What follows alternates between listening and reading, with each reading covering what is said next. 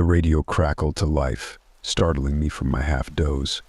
I'd been slouched in my chair at the ranger station, feet propped on the desk, nursing my third, or was it fourth cup of coffee as the long night shift dragged on. Dispatch to Ranger 1. Come in, Ranger 1. I fumbled for the handset, nearly knocking over my mug in the process. This is Ranger 1. Go ahead, dispatch. Sarah's voice came through, tense and clipped. Jack, we just got a 911 call from somewhere in the Blackwood. Female, sounded young. Said something was after her, cut off mid-sentence. We couldn't trace it. I sat up straighter, suddenly wide awake. Coordinates were negative. Call came from a cell, we couldn't pin it down. Somewhere in the northeast quadrant is our best guess. I was already reaching for my jacket. I'm on it. Send backup when you can. Roger that. And Jack? Be careful out there. I paused at the concern in her voice. Sarah had been dispatching for Blackwood National Forest as long as I'd been ranging it. She knew these woods as well as I knew how easy it was to get turned around, to vanish without a trace. Always am, I replied, trying to inject some reassurance I didn't feel into my voice. I hustled out to my truck, breath frosting in the chill October air. The full moon hung low and bloated in the sky, casting everything in a sickly pale light. As I fired up the engine, I couldn't shake the feeling that something was different tonight. Something was wrong. The gravel crunched under my tires as I peeled out of the lot, heading for the access road that would take me deep into the northeastern part of the forest. I flicked on my high beams, but they barely seemed to penetrate the gloom. The trees loomed on either side of the narrow road, branches reaching across overhead like gnarled fingers. I'd been working these woods for going on 15 years now, ever since my marriage fell apart, and I'd needed to get the hell out of the city. Most days I loved it out here, the solitude, the quiet, the simple rhythms of nature. But some nights, like tonight, the isolation took on a more sinister edge. The dispatch radio crackled again as I wound my way deeper into the forest. Any sign of her yet, Jack? I keyed the mic. Negative. I'm about 10 miles in, going to pull over and see if I can pick up any trail. I eased the truck onto the shoulder and killed the engine. For a moment I just sat there, listening. The silence was oppressive, broken only by the ticking of the cooling engine. No birds, no insects, no rustling leaves. Nothing. Shaking off a shiver, I grabbed my pack and rifle and stepped out into the night. The beam of my flashlight seemed feeble against the pressing darkness. I swept it in an arc, searching for any sign of disturbance. Broken branches, trampled undergrowth, anything. A flicker of movement caught my eye and I swung the light back, heart leaping into my throat. But it was just a scrap of cloth caught on a branch, fluttering in the faint breeze. I moved closer to examine it. It was a piece of red fabric, probably torn from a jacket or shirt. And there, unmistakable, a smear of something dark and wet. Blood. Dispatch, I found something, I reported, trying to keep my voice steady. Looks like our missing hiker came through here. I played my light along the ground, searching for more clues. There a faint trail of disturbed leaves and snapped twigs heading deeper into the woods. Without hesitation, I plunged after it. The underbrush grew thicker as I moved away from the road, thorny vines snagging at my clothes. The beam of my flashlight danced crazily as I pushed through, illuminating ghostly snippets of forest, a gnarled tree root, a cluster of pale mushrooms, the glint of eyes watching from the darkness. I froze. Slowly I panned the light back. There was nothing there now but impenetrable shadows. A chill ran down my spine. Get a grip, Thorn, I chided myself. You're jumping at shadows. but I couldn't shake the feeling of being watched as I pressed on. The hairs on the back of my neck stood up, my skin crawling. Several times I whirled around, certain I'd heard something moving in the brush behind me. But there was never anything there. I lost track of how long I'd been walking when I stumbled into a small clearing. My light fell on something pale sprawled on the ground and my breath caught. But it was just a fallen log, bleached by the weather. I leaned against a tree, suddenly exhausted. I needed a drink. My hand twitched toward the flask in my jacket pocket before I caught myself. No, not now. I had a job to do. That's when I saw it. A cell phone lying in the grass, its screen cracked but still faintly glowing. I hurried over and snatched it up.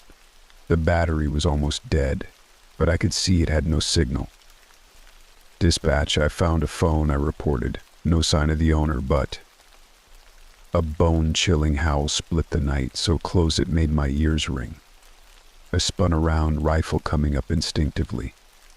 The flashlight beam cut through the darkness, revealing nothing but trees and shadows.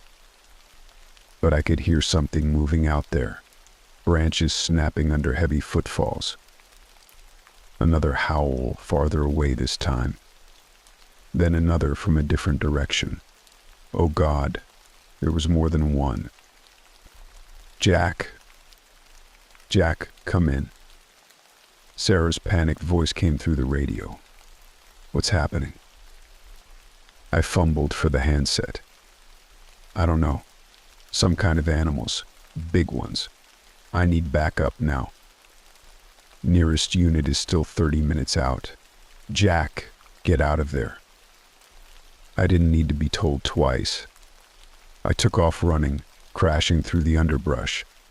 Branches whipped at my face, roots threatened to trip me with every step, but I didn't slow down. Behind me, I could hear them. The thunder of massive paws, the snapping of jaws. Getting closer. I burst out of the tree line, finding myself at the base of the old fire tower. Without thinking, I sprinted for the stairs, taking them two at a time. My lungs burned, legs trembling with exertion, but terror drove me on. I slammed the trap door shut behind me, gasping for breath. For a moment, silence. Then a heavy impact shook the entire tower. They were trying to get in. Stumbling to the window, I peered out into the night. What I saw turned my blood to ice. They weren't wolves. They weren't bears. They weren't anything I'd ever seen before. Massive, shaggy forms prowled around the base of the tower. In the moonlight, I could make out twisted, half-human features. Elongated snouts filled with razor-sharp teeth, hands tipped with wicked claws, and eyes. God, those eyes, glowing with alien intelligence and hunger. I scrambled for the radio. "Dispatch, you need to send everyone. The whole damn army if you have to. There are things out here. Monsters." Oh Christ, they're coming up the tower. The whole structure shook as they began to climb. Metal screamed as claws tore into it. They were going to bring the whole thing down. I huddled in the corner, rifle clutched to my chest. This couldn't be happening. Werewolves weren't real. They were stories, myths. This had to be a nightmare. Just wake up, Jack. Wake up. But I didn't wake up. The tower shuddered again as another of the creatures slammed into it. I could hear the groan of metal giving way, knew it was only a matter of time before they broke through. My finger tightened on the trigger of my rifle, though I knew it would be useless against these things. "Jack. Jack, are you there?" Sarah's frantic voice crackled through the radio. I fumbled for the handset with trembling hands. "I'm here." "Oh God, Sarah, they're almost in. I don't think I'm going to make it out of this one." "Don't talk like that," she snapped. "Help is on the way. Just hold on." But we both knew it was a lie. Even if backup was coming, they'd never get here in time. Another impact rocked the tower, and this time I heard the screech of tearing metal. They were through. "Sarah," I said, surprised at how calm my voice sounded. "I need you to do something for me. Tell my ex-wife. Tell Karen I'm sorry for everything. And tell my daughter I love her." "Jack, no." But I was already setting down the radio. I could hear them coming up the stairs now, claws scraping against metal. The trap door buckled under a tremendous blow. As I raised my rifle, a strange sense of peace washed over me.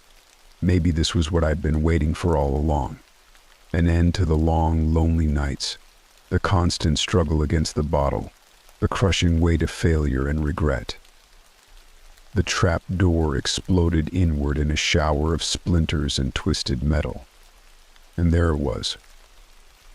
It filled the doorway, a mountain of matted fur and rippling muscle. Its eyes locked onto mine, glowing with an unholy hunger. Slowly, almost lazily, its muzzle split in a grin that was terrifyingly human, revealing rows of dagger-like teeth. I emptied my rifle into its chest. The rounds tore chunks of flesh and fur, but it barely seemed to notice. It just kept coming, backing me into a corner. My hands scrabbled desperately, searching for a weapon, anything. They closed around the neck of a bottle, my hidden stash of whiskey. With a broken laugh, I smashed it against the wall, fitting that my old friend would be with me at the end. As the creature lunged, I thrust the jagged bottle into its eye with all my strength. It let out a deafening roar of pain and fury, reeling back, but I knew it was only a momentary reprieve. I turned to the window, seeing the other monstrosities circling below. There was nowhere left to run. Nowhere but down. Without hesitation, I hurled myself through the glass. For a moment, I was flying. The cool night air rushed past me, the ground hurtling up to meet me. In those last seconds, a strange thought flitted through my mind. I hoped Karen would be able to move on, to find happiness. I hoped my little girl would remember me fondly. Then, there was only darkness. The police cruiser bumped along the rutted forest road, headlights cutting through the pre-dawn gloom. Officer Mike Callahan stifled a yawn, taking another swig of lukewarm coffee. It had been a long night. Approaching the coordinates now, his partner, rookie Jenny Torres, announced from the passenger seat.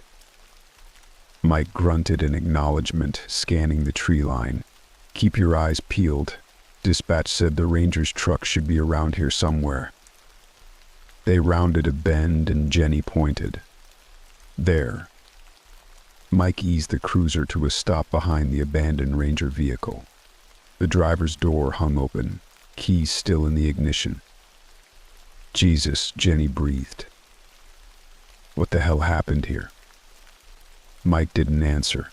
He'd been on the force for 20 years, and something about this scene made every instinct scream that they were in way over their heads. "Call it in," he said tersely. "We're going to need backup, lots of it." As Jenny radioed dispatch, Mike cautiously approached the ranger truck. The beam of his flashlight revealed deep gouges in the metal of the door, claw marks from some impossibly large animal. A glint of metal caught his eye. Bending down, he found a battered radio handset lying in the gravel. He picked it up gingerly. "This is Ranger 1. A man's voice crackled through the static. Oh God, they're here. They're not human. Please, someone, help me." The message cut off in a burst of static and something that might have been a scream. Mike's blood ran cold. Slowly, he turned to sweep his light across the dark forest looming around them. For a moment, he thought he saw a pair of eyes gleaming in the shadows. Then they were gone. He hurried back to the cruiser. "We need to get out of here. Now." Jenny looked at him in confusion. But what about the missing ranger? We can't just... Now Torres. Mike snapped, already throwing the car into reverse. As they peeled away, tires spitting gravel, Mike couldn't shake the feeling that they were being watched, that something ancient and hungry had awakened in these woods. Something that would be coming for them all.